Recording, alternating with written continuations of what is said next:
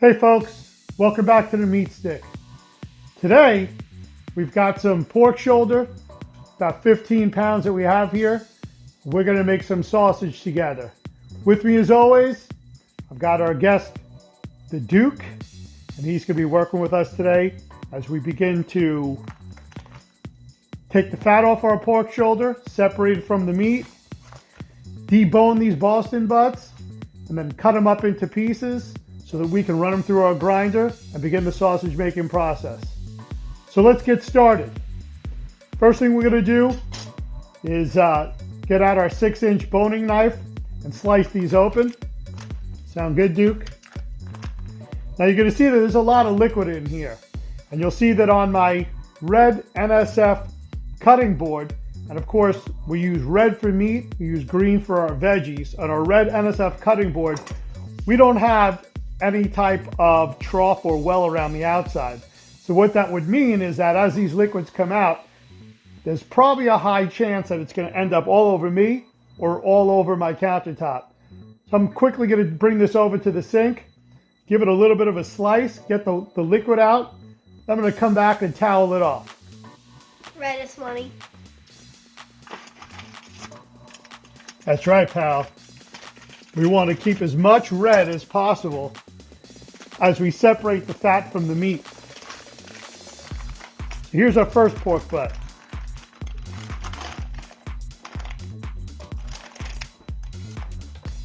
Water my eye.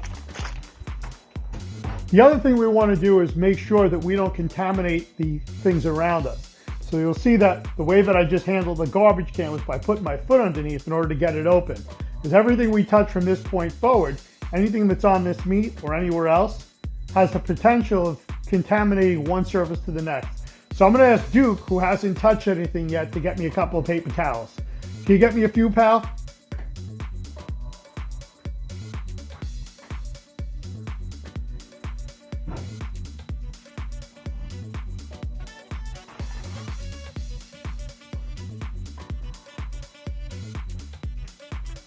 Thank you, sir.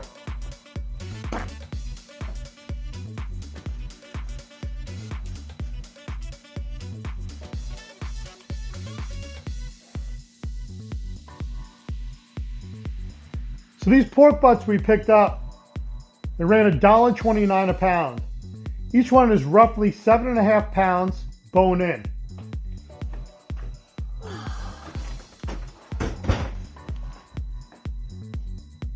I'm going to leave this paper towel here in case we need it. And the first I'm going to do is take this layer of fat off.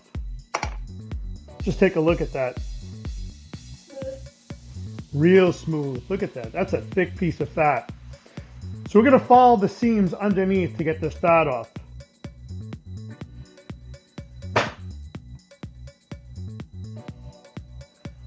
We always want to cut away from our body.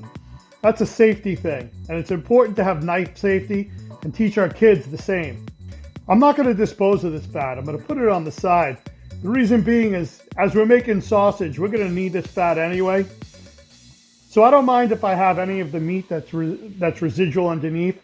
I'm sure in other applications where meat costs a whole lot more than $1.29 a pound, especially if you're working in a professional butcher kitchen,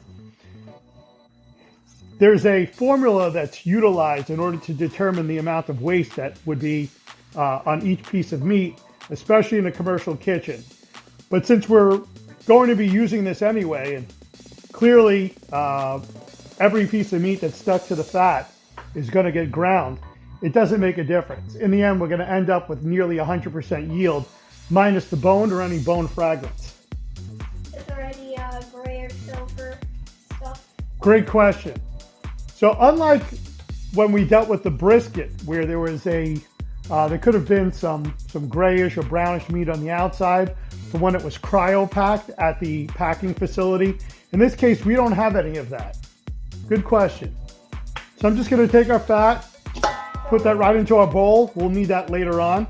I'm going to leave all of this fat on here. It's not really troublesome to me. And one of the questions that I get quite often is, how do we debone it? This is the clavicle of the pig. Actually, this is the clavicle right here, the bone coming through. there's a left shoulder and a right shoulder. Just getting back to the contamination part, if this was from the same hog or the same pig, it probably wouldn't be as much of an issue, because if there was something wrong with the hog that this had come from, and this was the same animal, then that piece of meat and this piece of meat would have had the same bacterium. However, being that this came from a processing plant, this could be from one of thousands of different hogs that were slaughtered on different days. So we're going to take precautions, and each one is cryopacked individually, and we're going to do the best that we can to make sure that anything that's on this meat doesn't touch that meat at this time. So one of the first things we're going to do is cut around the bone with our 6-inch deboning knife. We're going to follow all the natural seams as best as possible.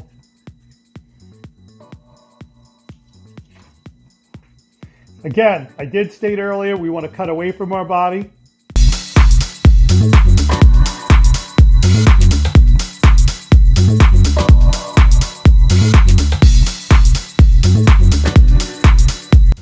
We're really not going to want anything to go to waste. So what we're going to do with this bone when it's done is put it on the side.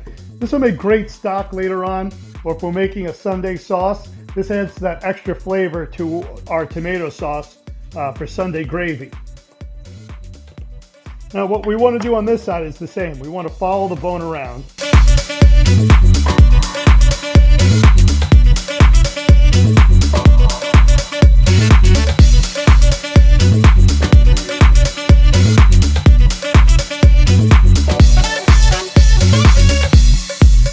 So the other thing we want to watch out for as we're cutting is that we don't fragment the bone. Fortunately, we haven't done that here. We don't want that bone to end up in somebody's food. Even if it could pass through the meat grinder, get ground up into the sausage, it would have an uncomfortable mouthfeel later on as your guests are biting into your sausage and enjoying it.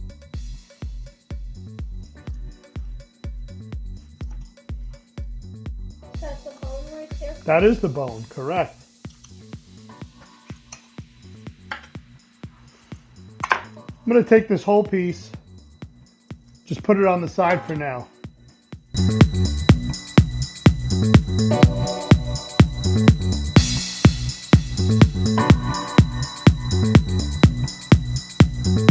What do you think, Duke? How'd it come out? Excellent. Thank you, sir. It's always good to get your kids involved. Get them away from the TV, get them away from the video games.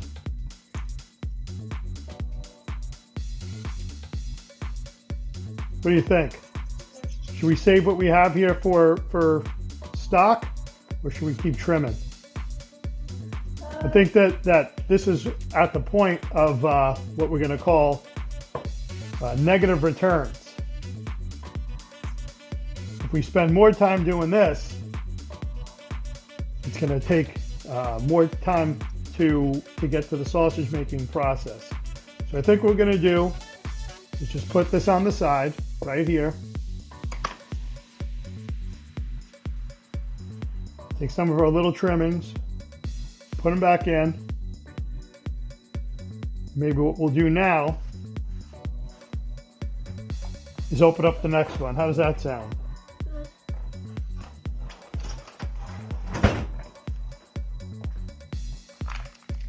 Here's number 2.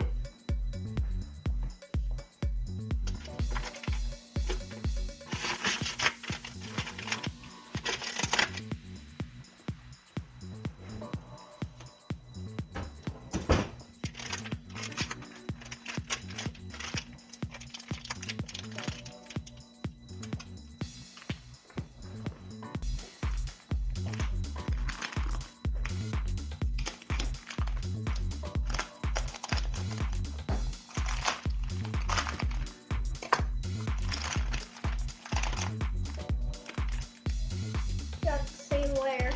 Same thing.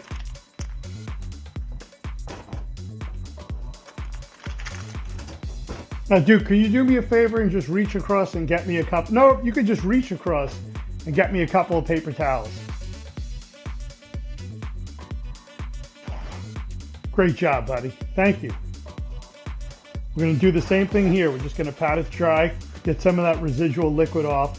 And again, we're going to do the same process. We're going to take that piece of fat right off, and we'll grind it up later. This piece is a lot thicker.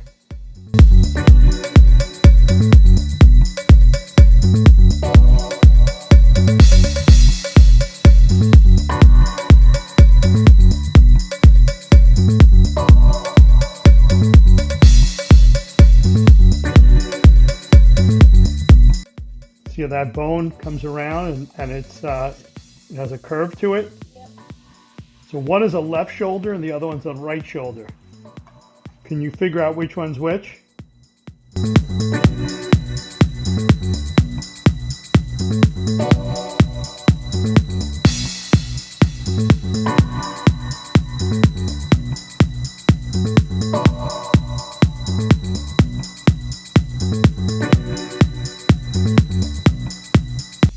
So you can see here, pal. See, there's an extra piece of bone right here. Yeah. This is exactly what we were talking about. We have to watch out for. See it? Yeah. We wouldn't want that to get ground up. Here's a little bit more of the same piece. Oh, I see it. See it? I see it. So we're going to take that piece out too. It doesn't really make a difference at this point. But we're kind of doing a bit of a hack job because we're going to end up cutting this up anyway. So we can say goodbye to that piece. See it right there? Yep. Maybe we'll get a little bit of that meat off. We won't let that go to waste. If we were to take this and put this into a sauce, these little pieces could end up as fragments inside the sauce, and somebody else would end up eating that.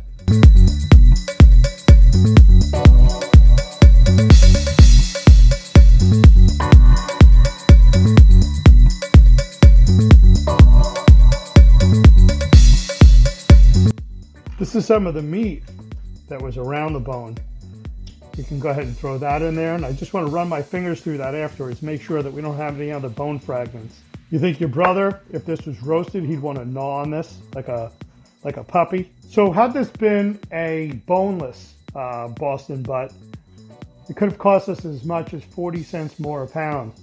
But getting it this way and doing a little bit of work, if we were doing thousands of pounds of this, I can see how that could be time prohibitive, and we'd see negative returns on what it costs us to purchase a product versus the amount of time invested.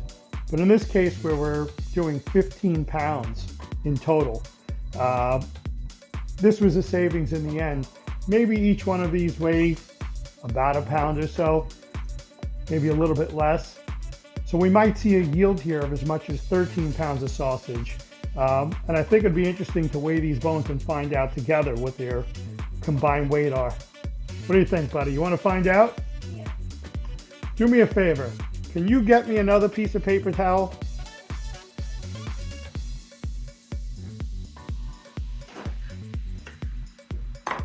Can you put that on top of actually, you're going to need to move this out of the way because your hands aren't dirty yet. My hands are dirty. Go ahead and put that down right next to the meat grinder. And can you take this down for me? Can you take down the paper roll? You can move your stool over. That's great.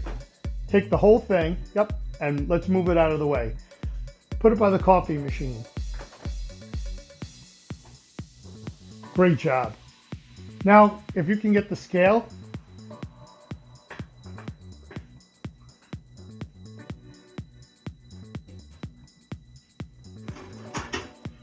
okay, bring it around.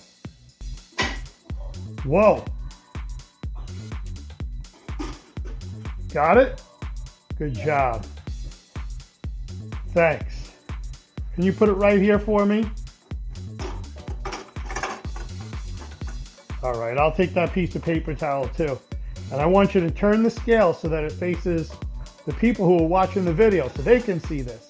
Great job. All right, take the paper towel, put it on top.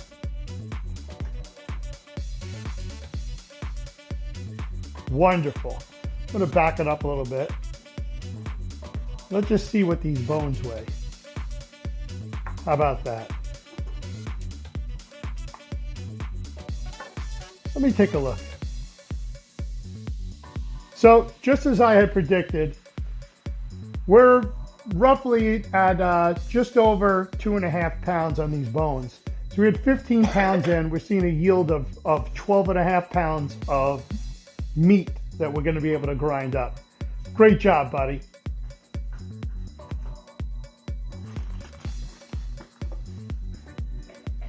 You want to do me a favor, and can you take the scale and bring it back? 2 hands. Good job.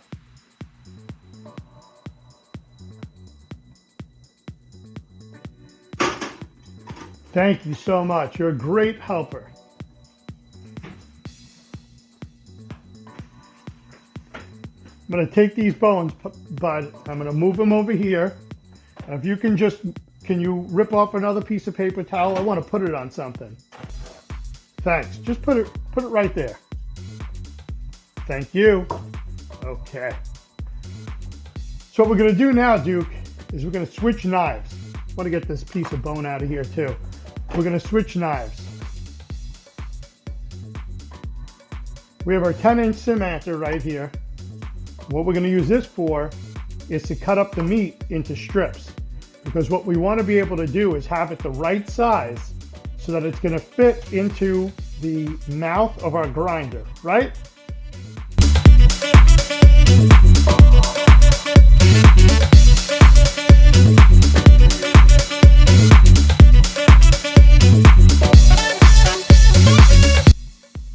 So we're almost cutting them like they're pork steaks. You know, when these are sold in the store, sometimes they call these country ribs. But I'm going to tell you something. This has nothing to do with a rib. It's just a name. See that? In fact, let me cut this one just one more time. I want to make sure that if we put this into the freezer for about 20 minutes, that it doesn't end up in some odd shape and it makes it a little bit too difficult to get it through the grinder. So I'm still, just out of abundance of safety and precaution, I'm still going to cut them into chunks so that it makes it a lot easier for us afterwards to get them into the grinder for the total grind. And as I go through this, I'm still feeling and I'm looking for any bone fragments. We wouldn't want those to get caught up in the machine, or again, end up in our food.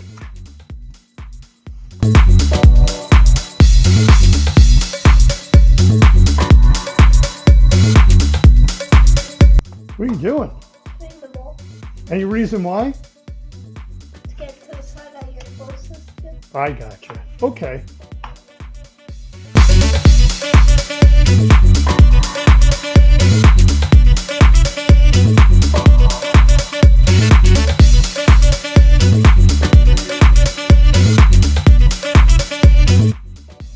What are you doing? You think those chunks will fit in there? Probably.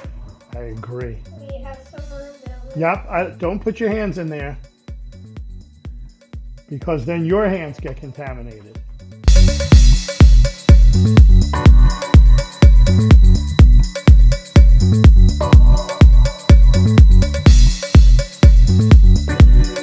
This almost looks like a piece of bacon.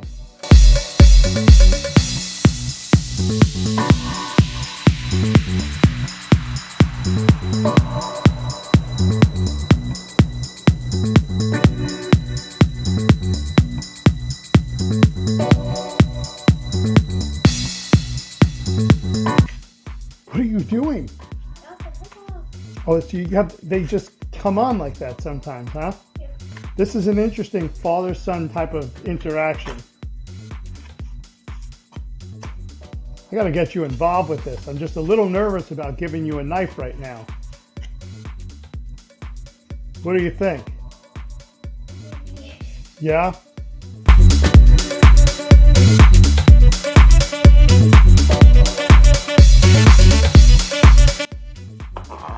All right, folks, Duke and I, we're gonna pack this up, get it ready to go in the freezer. We separated out our fat a fat that has a little bit of meat and all of our meat. What we're going to do next is we're going to let this sit in the freezer for about 20 minutes or so. And then when we come back, we're going to clean this area up, get our grinder out, and get ready to start grinding this into sausage meat. That's going to include going from a large diameter plate over to a smaller diameter plate. I'm probably grinding it a third time if we don't have the type of consistency we want. So we'll see you in just a couple of minutes. Welcome back.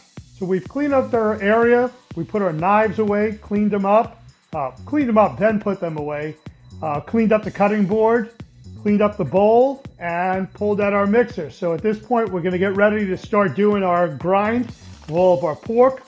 First thing we're gonna wanna do is get the meat that we pulled out of the freezer. It's been sitting in there for about 25 minutes or so. We're gonna load some pieces directly into the throat of our hopper. Make sure they're not stuck together. The reason why we want to do that is we don't want to start a grinder without anything ready to go. I heard it wasn't good for the auger. It's not good for the blades to spin that way. We'll go ahead and just dump this right in. Maybe we can fit 2 of these in there. Sure can. It's a nice size hopper. So with that said, let's turn our grinder on. Let's get going.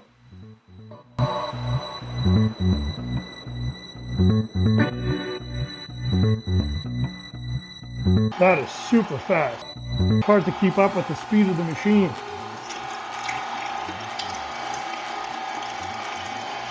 So this is our 1.5 horsepower number 32 grinder. It truly is a beast.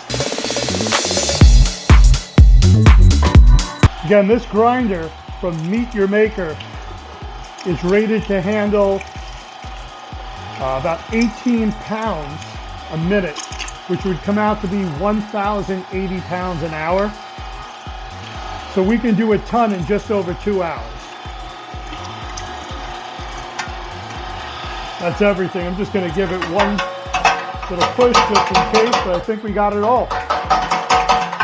That's it. That was fast. So here we've done our coarse grind. That's great looking chopped pork.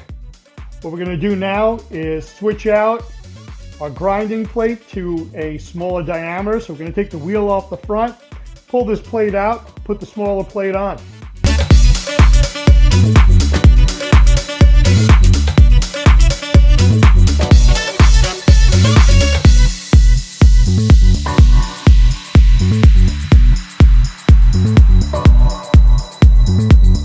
While I have this plate out, one of the things I want to mention is that as we rub our fingers over the front of the plate, we know that it's sharp because it kind of bites down onto the gloves. And if I was working barehanded, it'd probably be a lot easier to feel that. We'll line up the notch again. Just where we want to be. Put our wheel back on and snug it up.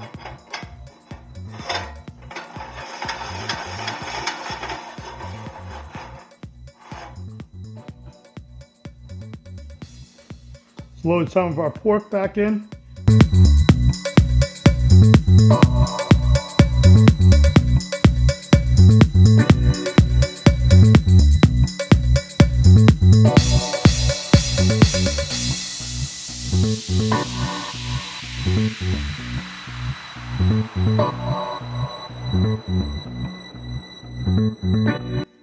Here we go. Let's start it up and do it again.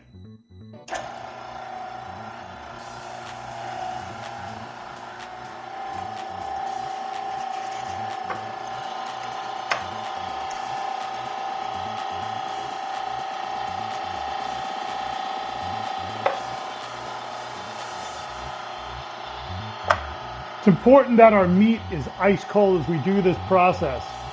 We want to see it coming out, that is, we want to see our meat coming out like spaghetti rather than smearing.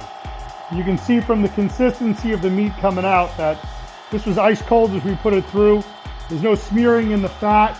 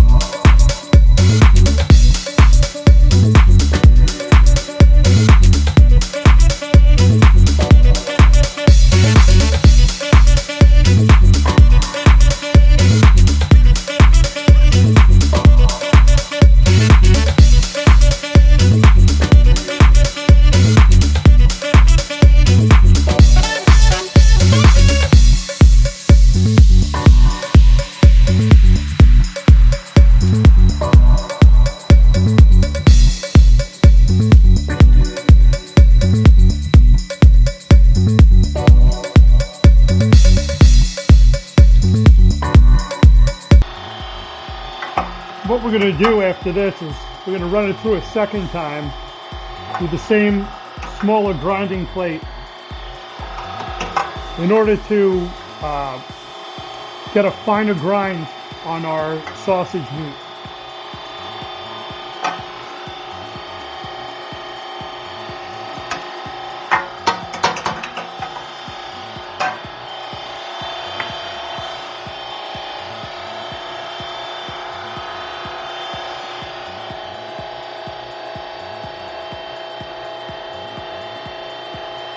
Looks like we still have a little bit left.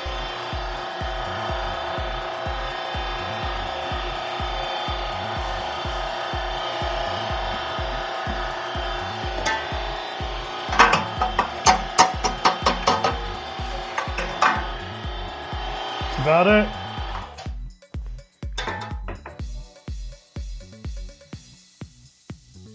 This is also a good time to see if there's any fat or any gristle or anything that might be stuck behind the wheel.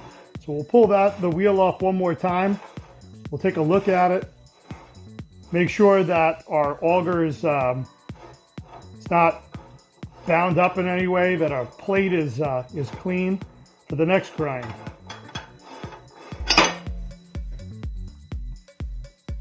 Some meat stuck right behind there.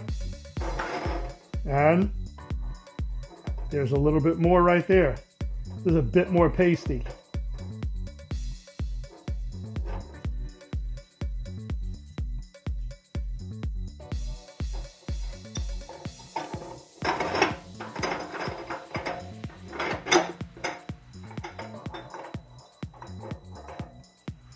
Let's give it just one more cleaning here. Make sure we get as much of that fat off as possible.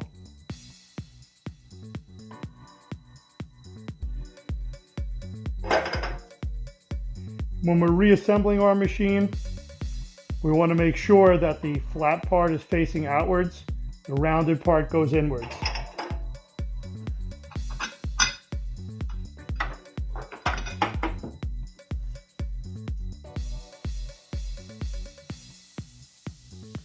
Find that notch again, line it up.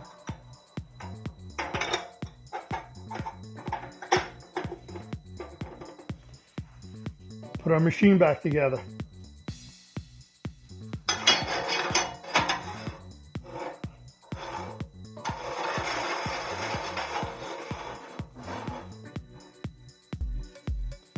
Some of these pieces that came flying off, that extra shrapnel, put those back through as well.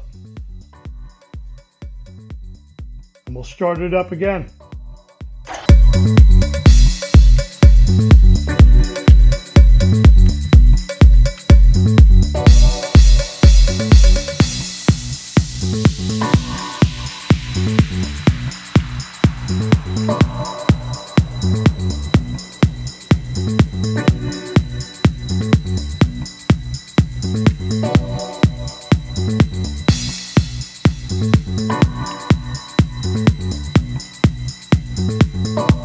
There's no need to force it. You're just kind of getting it a little bit closer to the auger. And then when the auger grabs it, it does the rest of the work for us.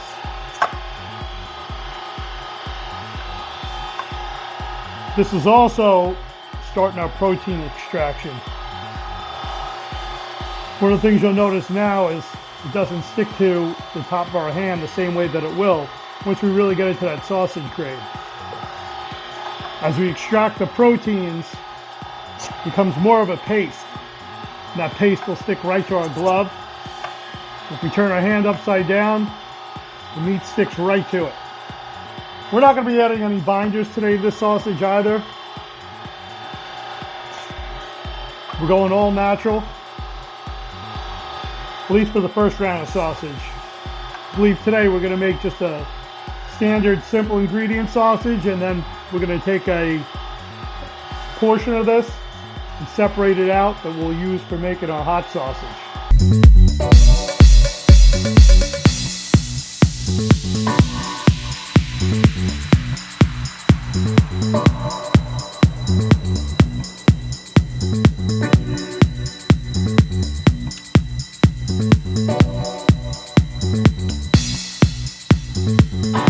This is what 13 pounds of meat looks like. We started with 2 7.5-pound pork butts, took out the bone, which was roughly in total about 2 pounds. This is our remainder, or rather 12.5 pounds, because in total the bones were about 2.5 pounds. And this is what 12.5 pounds of sausage looks like.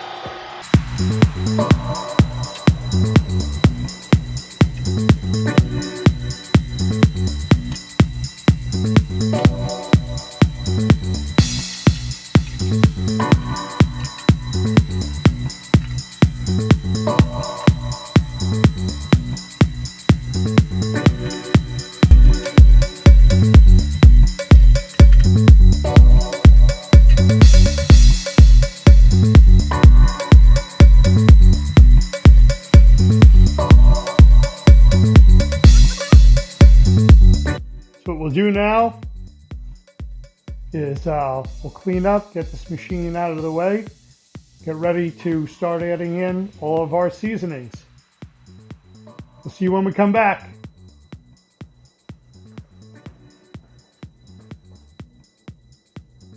So welcome back. Turns out one of the things I forgot to do earlier was to pull the fat out of the freezer and grind that up as well. I realized after the fact that there was skin that was on there as well. So I had to use my deboning knife, almost like it was a fillet knife, and separate the fat from the skin. I got rid of that. I then re-ground the fat along with the meat through the large plate back again into the small plate, and one more time through the small plate again, so that we have our protein separation. You can see that here, that now we have the white globs of fat that are in here that were ground through. So what we're going to do now that we have roughly 12.5 pounds of meat and fat ground together is now separated out into 6 1/4 bags. The reason why we're going to do that is we're going to do 2 different types of sausage today. One of the mixes we have comes from Excalibur that I got from a company called Walton's. This bag is a 1/2 pound bag. It's good for 25 pounds of sausage. Since we're only going to be doing 6 1/4 today, 1/2 pound would be 8 ounces, and 1/4 of that would be 2 ounces. So we're going to measure out 2 ounces of this hot Italian seasoning, and we're going to add this to a 6-pound bag. And then we're also going to take the other 6 1/4 pounds. We're going to do that probably simply with just some salt, pepper, and garlic, maybe even throw in some fennel seeds for a little back-end flavor. So with that said, I'm going to start measuring these bags out, and then I'm going to get them in the refrigerator to chill. So I'll be back with you soon. Oh, one more thing.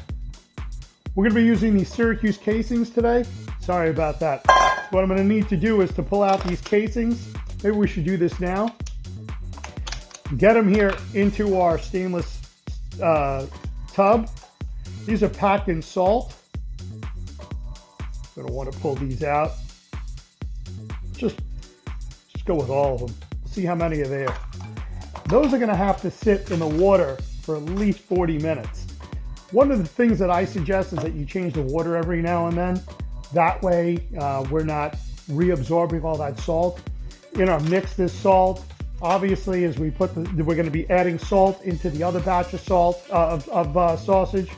That's a lot of salt. I'm getting very salty. Watch your sodium levels. So once this has been washed a few times over and then it sits for about 40 minutes, we'll come back and we'll start the stuffing process. See you soon. Well, here we go. We're finally up to the part where we can now mix our meat. So, as you can see, this isn't some type of commercial sausage making process. We're merely in my basement. I'm just a guy with a cell phone and some toys who's interested in helping out other people like myself. So here we go.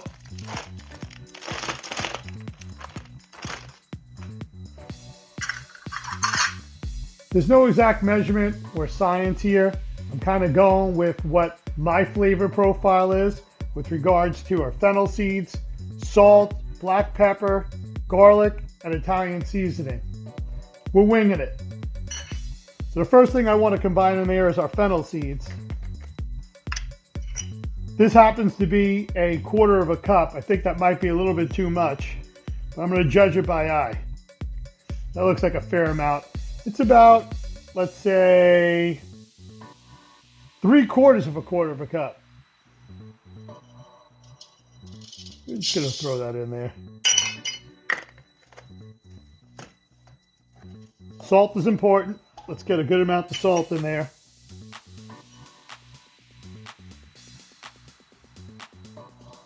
Same thing, about 3/4 cup of salt. 3/4 cup of salt. This is a coarse grind black pepper. I was considering using fresh garlic, but I went with what was available in the cabinet, so that anybody following at home would have the same type of ingredients easily accessible within their cabinets. Same thing there. I went with 3/4 cup. And I'm not really sure if too much Italian seasoning is necessary. So I'm going to go with about 1/2 cup. So that would be 1/8 cup. Was that 2/8? Nope, it's 1/8. 2/8 would be 1/4. All right, we'll give that a mix through. We'll mix this one by hand.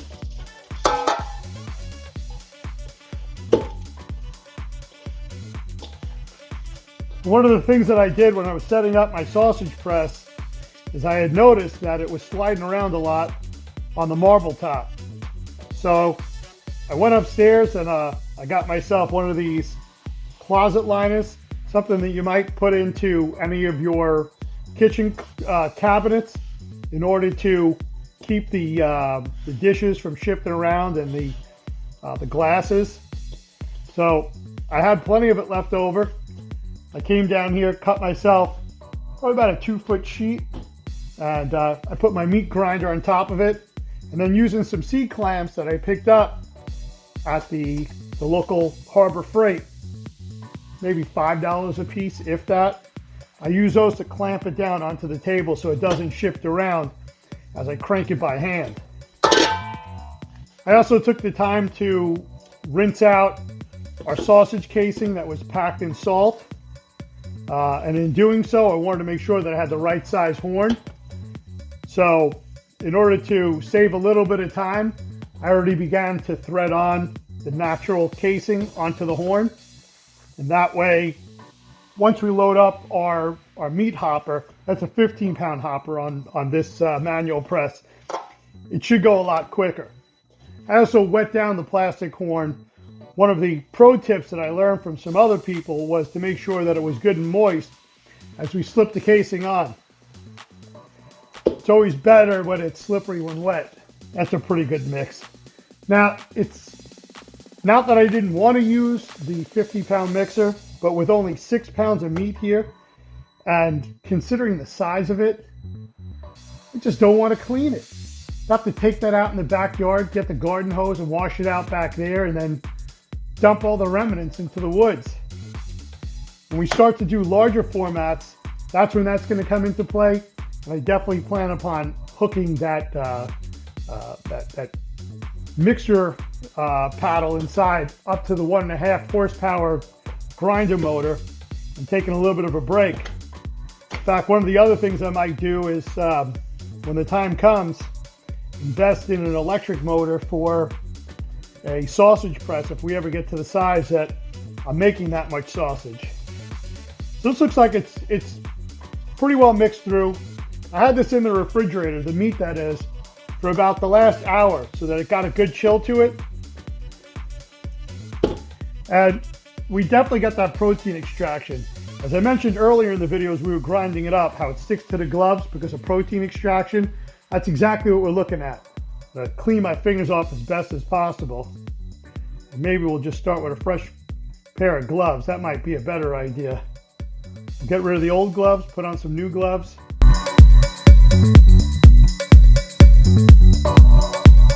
And we have a pan here. The reason for that pan, that's going to be for our sausage as it's coming out, to go onto. And what we're going to do with that sausage pan is we're going to put some water in there so that it has a lot easier slippage as the sausage is being extracted off of our horn, and we begin to get a big rope sausage. It'll be a lot easier to be able to collect it on a wet pan. And one of the things that I'm doing here is kind of slamming it into the bottom. And the reason for doing that is to get rid of any of the air pockets. So that's our first 6 1/4 pounds that are good and loaded in there. I'm going to get that out of the way. Next thing I'm going to do is get this thing back in, lock it underneath. Just going to lower it down a little bit, make sure it's in the right place. We got plenty of room to go. So what I'm going to do now is get a new glove on.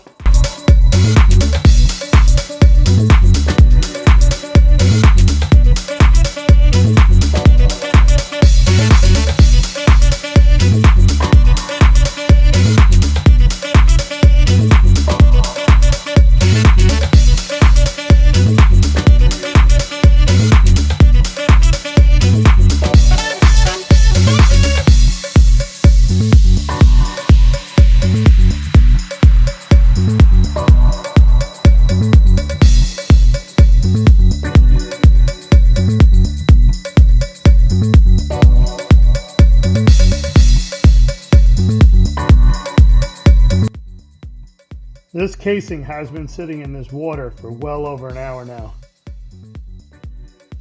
And we've changed out the water several times as well. And that, of course, was in the hopes that we would get as much of this salt out as possible.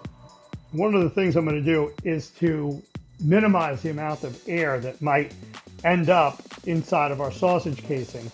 I'm going to crank some of the meat all the way to the tip. And then once I see the meat, then I'm going to take some of this casing, back it down, tie a knot, and we'll start our first sausage link there. In the interim, I'm going to get a little water on here. And again, the reason for that is so that it slides much easier as it's coming out.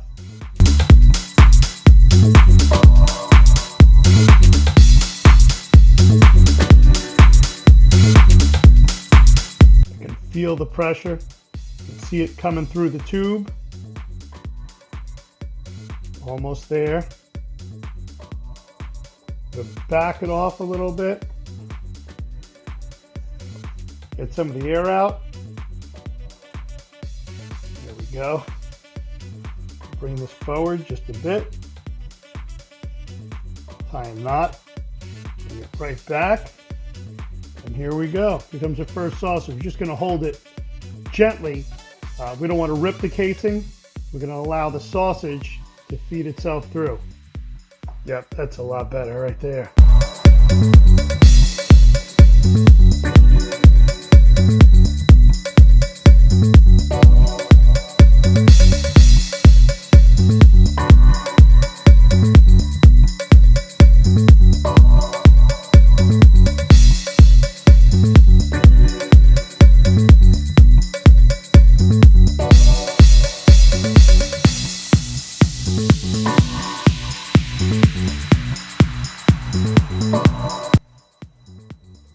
Oh, there's our first blowout. What I'm going to do is back it off a little bit. Give it a pinch. We'll just throw that back in.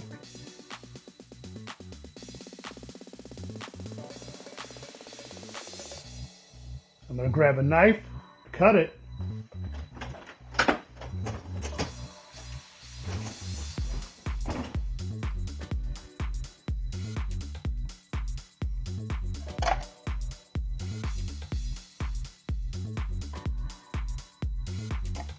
We'll just tie it off right here.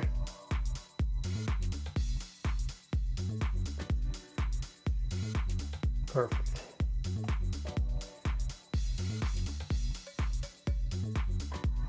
Then we can throw this back in to the next batch.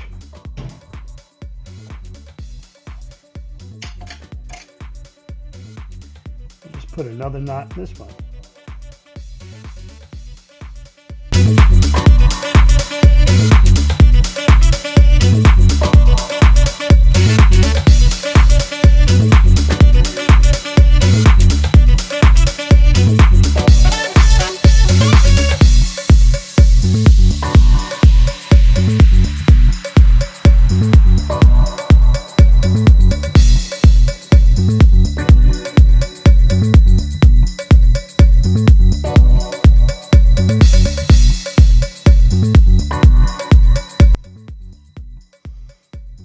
You can see we're getting to the end of this casing. I'm going to back it off a little bit, give myself enough room. Whoops. Back it off. Give ourselves enough room to tie another knot in here. Okay, we'll squeeze a little extra out. We'll just throw that right back into the next batch.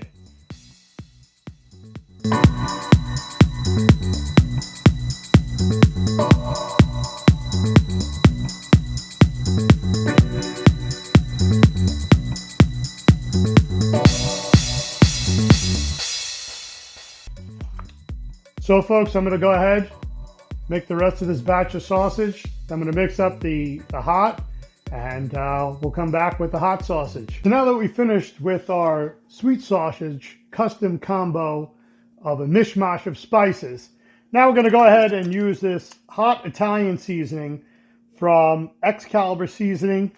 This one I ended up getting from Walton's. So this bag is rated, it's a ½ pound bag. It says to use a ½ pound of seasoning for 25 pounds of meat. This includes salt, spices, including ground and whole fennel, red pepper, anise, paprika, sugar, some spice additives, extracts, garlic powder, and half a percentage, or rather 1/100th of a percentage of citric acid. So let's give it a shot. I'm going by eye on this one. I'm going to go by what feels like the right amount. Obviously, if we're only dealing with 6 1/4 pounds, and this is good for 25 pounds, we're only going to need 1/4 of a package. But let's go by eye. I like a little extra spice.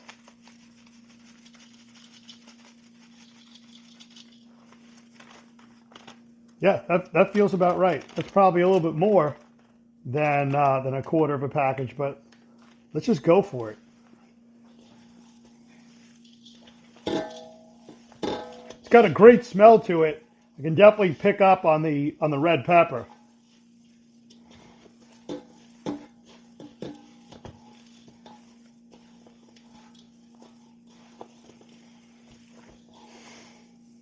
The consistency of the grind that we did earlier, we definitely got the full protein extraction. I'll tell you, making that mistake where I had initially forgot to pull the fat out, and then the other critical error, but I picked up on it, was that was skin on the back of that pork shoulder. That wasn't all fat. So I had to go in as if I was filleting a fish and get the fat off of the skin. Or if it was a fish, get the flesh off the skin. So what I like about meat like this, when we get it, is that for the vegans out there, this meat is completely plant-based. It came from a meat packing plant. So it's great for you vegans.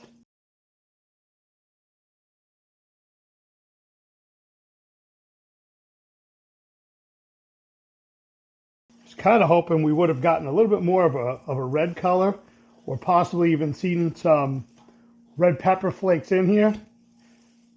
But it's ground so well that you can't make out any seeds, anything that indicates that this is like the type of red pepper that you might put on pizza or on your pasta. It's definitely more of an orange consistency than it is a red consistency. Hopefully you can see that in the camera. All right, so let's go ahead. There's a huge piece of fat that didn't get ground up. We'll get rid of that. I'm going to put that on the side. And just like before, I'm going to slam it into the bottom. Boy, that protein extraction really sticks to your gloves.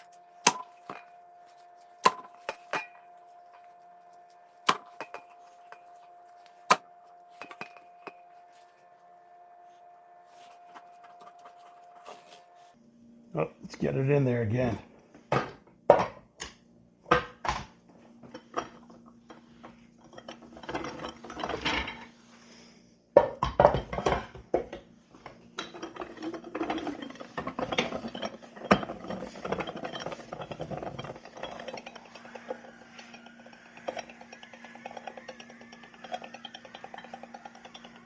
Thinking maybe we should get this just a little bit more wet again.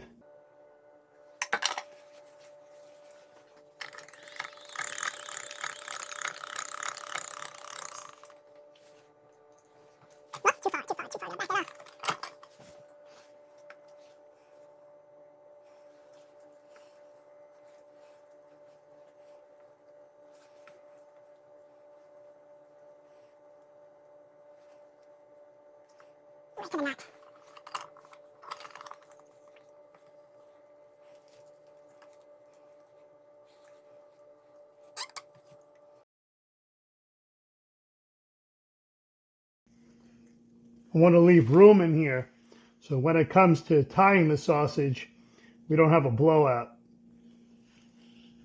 It's one of the things I should have done with the sweet sausages. Maybe not pack it so tightly, because as we put our knots into it, as we tie off the links, we're then going to be pushing forward.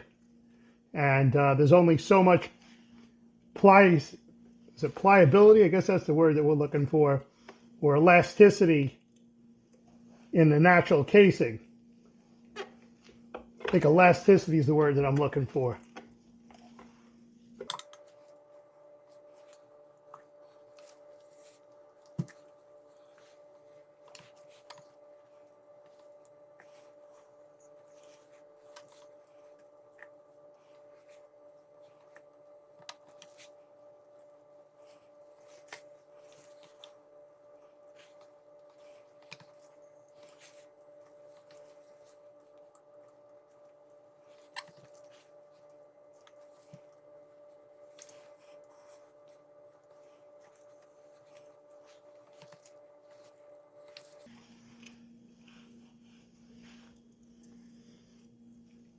Got plenty of meat left.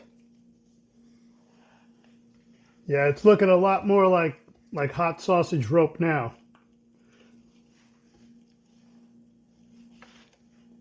Now I can see that red color truly showing its colors.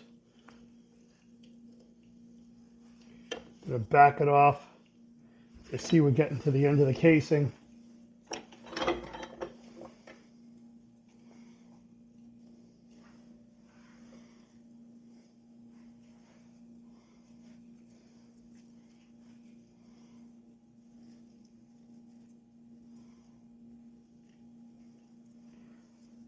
Why don't we tie this into a couple of links while we're at it?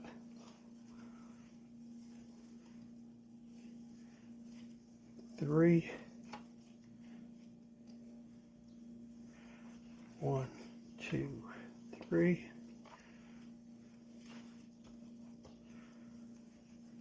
1, 2, 3.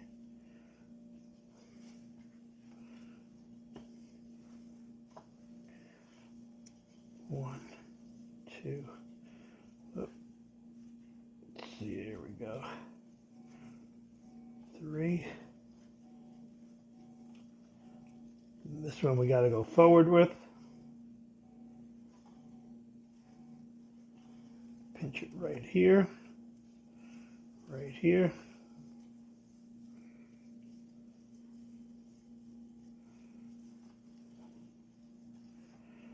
Pinch it here. Pinch it here.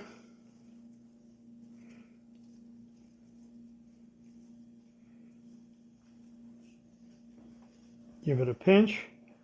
Find the next one. See where we want to be here. And probably right here. We'll give that one a turn.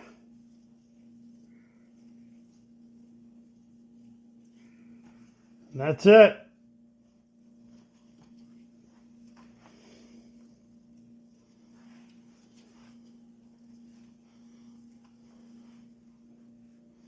That one's tremendous.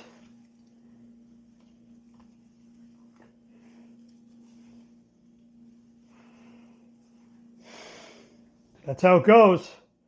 All right, I'm going to put another casing on, finish this up, and see where we take it from there. Be right back. So thanks for tuning in, folks. We ended up with our hot sausage, with our sweet mishmash sausage.